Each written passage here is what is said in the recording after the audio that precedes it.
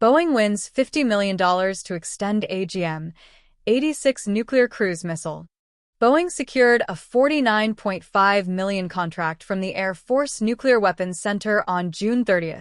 2026, to remanufacture the electronic flight controllers and produce production test equipment that sustain the AGM-86B air-launched cruise missile. The subsonic nuclear-capable cruise missile that has served as one of America's primary airborne nuclear delivery systems since 1982. The contract, awarded on a sole-source basis, meaning Boeing is the only qualified provider, runs through June 2033 and commits just under $3 million in immediate fiscal year 2026 missile procurement funding. Work will be performed at Boeing's Heath,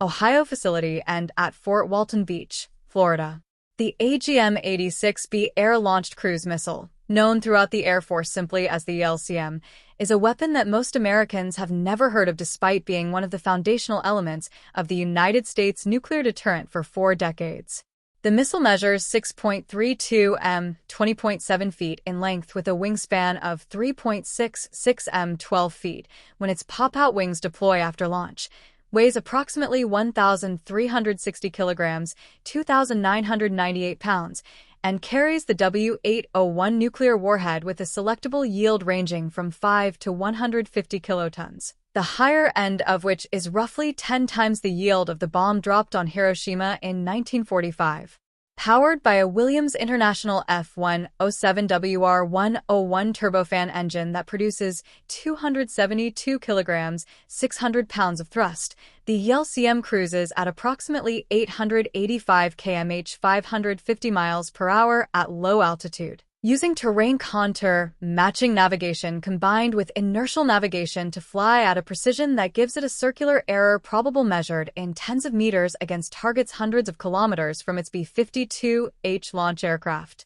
The B-52H Stratofortress, the Boeing-built bomber that carries the ALCM, can carry up to 20 of these missiles, 12 externally on wing pylons and 8 more internally on a rotary launcher in the bomb bay, giving a single aircraft the theoretical capacity to deliver multiple independent nuclear strikes across widely separated targets from a single sortie. That launch-and-leave architecture, where the bombers can release their missiles outside the range of most adversary air defenses and turn back toward friendly airspace, is why the ALCM remains strategically valuable even though the airframe designs involved are decades old. The ALCM's turbofan engine and its low radar cross-section, achieved through the weapon's small dimensions and careful shaping, allow it to penetrate at low altitude beneath many radar coverage envelopes while traveling from launch point to target. The controller that this Boeing contract remanufactures is the electronic brain of the weapon, managing the missile's flight control surfaces,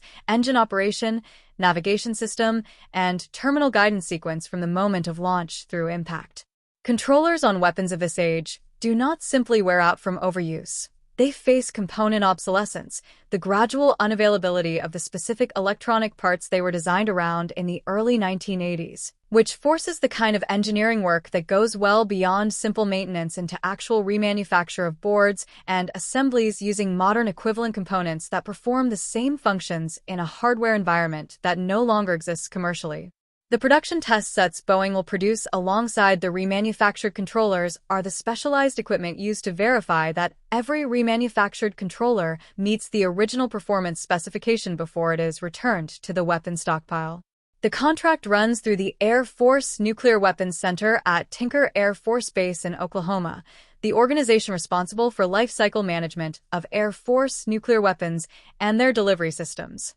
That routing is standard for any work touching a nuclear-certified weapon or its components because the documentation, quality assurance, and security requirements for nuclear weapons sustainment are categorically more demanding than for conventional weapons. And the Nuclear Weapons Center maintains the institutional frameworks and regulatory authority needed to oversee work that must satisfy both military and Department of Energy nuclear weapons safety requirements simultaneously. The long-range standoff weapon, known as LRSO and currently in development by Raytheon Missiles and Defense under contracts dating to 2017, is intended to replace the ALCM with a more capable, stealthier, longer-ranged nuclear cruise missile compatible with both B-52H and B-21 Raider bombers. The LRSO program reached Milestone B, the development start authorization point in 2023, but the weapon is not expected to reach initial operational capability until the late 2020s at the earliest under current program schedules,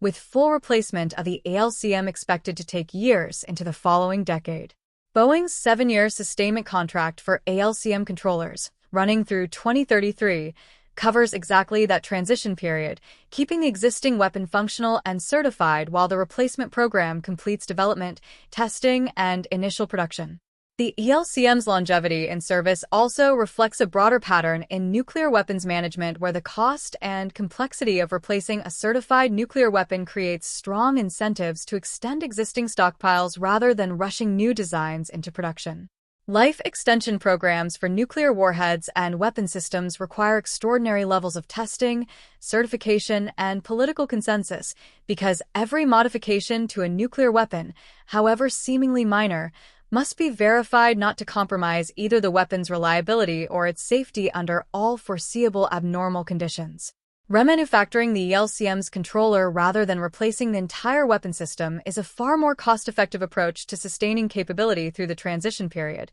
even if the per-unit engineering cost of remanufacture is higher than new production would be for a clean sheet design.